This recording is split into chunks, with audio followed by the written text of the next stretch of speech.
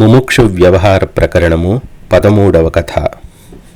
ప్రశ్న సమాధానం. ఓ రామచంద్ర, తత్వజ్ఞుడు కాని వానిని, సత్యవస్తువగు ఆత్మను గ్రహించని వానిని, ఉపదేశము లేని వానిని ఆత్మ విషయమై ప్రశ్నిస్తే ఏం ప్రయోజనం?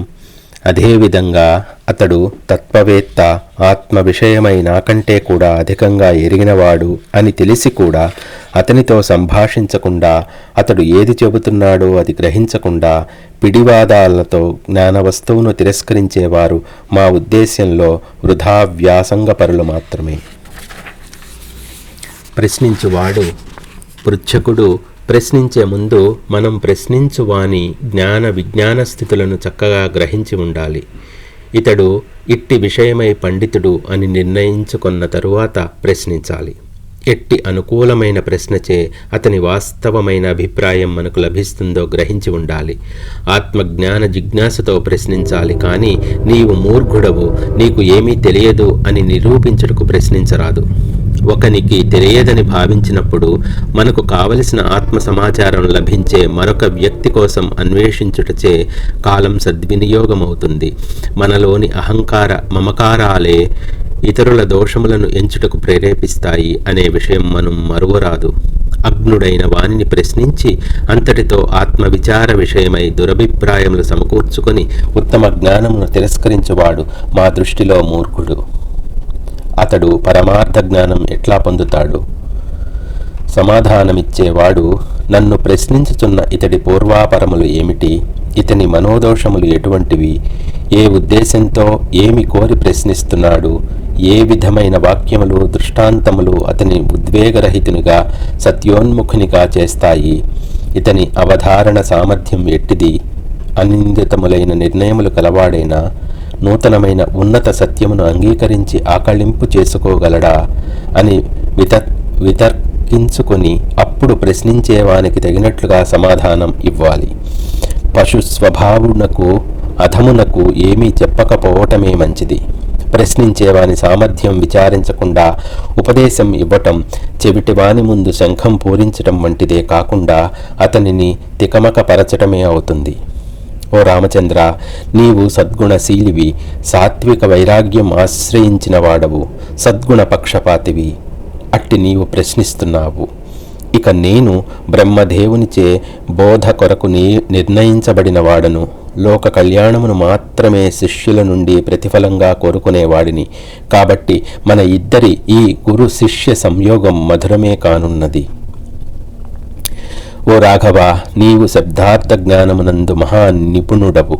నేను చెప్పబోవు దానిని, ఇది అనుభవపూర్వకమగు తత్వమును అనుభావన, గౌరవం, ఉత్తమ విశ్వాసం కలిగియుండుము. ఎందుకంటావా? మేము అనేక సంవత్సరముల సత్యం కొరకు అన్వేషించాం. తపోధ్యానాదులచే మనస్సును పరిపక్వం చేసుకొని ఆపై శాస్త్ర విషయాలు పరిశీలించాం. అనేక మంది ఉత్తమ జ్ఞానులతో కూడి దీర్ఘకాలం విచారణ చేశాం. సత్యము ఇది అనే నిర్ణయానికి వచ్చాం. అందుచేత మా వాక్యములపై కొంత విశ్వాసం కలిగి ఉండటం ఉచితమే.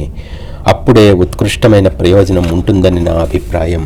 విశ్వాసం లేని వైద్యుని వద్ద ఉపశమనం కష్టమగునట్లే గురువుపై విశ్వాసం లేని చోట అవగాహన ఏర్పడటం అసాధ్యం.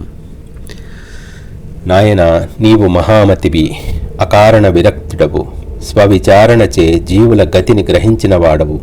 ఈ జీవితము అనబడు దానిని ఇందలి జన్మ, మృత్యు, జరా, దుఃఖాది దోషములతో సహా సమగ్రంగా చూస్తున్నావు. నీ వంటి శిష్యుడు లభించడం కూడా మాకు సంతోషకరమైన విషయం. శుభ్రమైన వస్త్రమునకు స్వల్ప ప్రయత్నముతో చక్కగా రంగు అంటుతుంది కదా. ఈ నా బోధ సులభంగా నీ యందు ప్రవేశించి అంకితము, సుస్థిరము, పవిత్రము కాగలదని నేను భావిస్తున్నాను. నీవు నిన్నటి రోజున పలికిన దానిని బట్టి ఈ రాముని బుద్ధి పరమార్థ విచారణ సలుపుటలో ఏకాగ్రత, సమర్థత కలిగి ఉన్నది అని మేము మునులందరము నిశ్చయం చేశాము.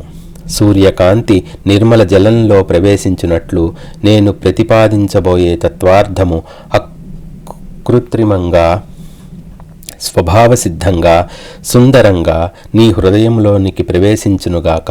నేను చెప్పబోయేదంతా బహుప్రయత్నపూర్వకంగా గ్రహించాలి సుమా. అట్లు విని విచారించి ఆపై నీవు ఎట్లు నిర్ణయించుకుంటావో అట్లే ఆచరించవచ్చు. ఆయా సందర్భాలలో ప్రశ్నించవచ్చు. అయితే అనుమాన నివృత్తి కొరకు ఆత్మజ్ఞాన సముపార్జనయే లక్ష్యముగా కలిగి ఉండి ప్రశ్నించాలి. వ్యర్థమైన ప్రశ్నలు వేయకుండిదవుగాక. ఇలా ఎందుకంటున్నానంటావా? చంచలమైన ఈ మనస్సు అనే కోతి యథేచ్ఛగా సంసారారణ్యంలో సంచరిస్తోంది. అట్టి మనస్సును శుద్ధపరుచుకోవాలి. లేకుంటే సంసార దృష్టియే పెత్తనం చెలాయిస్తూ మనస్సును అల్పత్వం వైపుకు ప్రసరింపచేస్తూ ఉంటుంది. అందుచేత నీ ప్రశ్నలు అల్పలక్ష్యములు కలిగి ఉండే అవకాశం ఉన్నది. యత్నపూర్వకంగా పరమార్థతత్వమునే వినాలి. మహత్తరమైన ఆశయము కలవాడవై ఆత్మ యొక్క స్వరూప స్వభావములు ఎరుగుటకై ప్రశ్నించదవుగాక. ఓ మానవులారా, ఈ ఆత్మ విచారణ వినటానికి సిద్ధపడుచున్నారు కదా. అవివేకం చేత అజ్ఞత్వ కారణంగా అసత్ వ్యవహారములతో క్షణక్షణం సంసర్గము ఏర్పడటం ఈ సంసారం యొక్క లక్షణం. అట్టి సంసర్గమును క్షీణింపచేసుకోండి. ఆత్మోన్నతిని సాధించుకొనాలనుకునేవారు సాధు పుంగవులకై వెతకాలి. వారిని గుర్తించి వారితో జ్ఞాన విచారణ చెయ్యాలి. అప్పుడు సత్యమేమిటో అసత్యమేమిటో మీరే సుస్పష్టంగా తెలుసుకోగలరు. సాధన పూనండి. నిరంతరం సాధు సంఘం ఆశ్రయించే వారికి అప్రయత్నంగానే వివేకం ఉదయించి వికసిస్తోంది.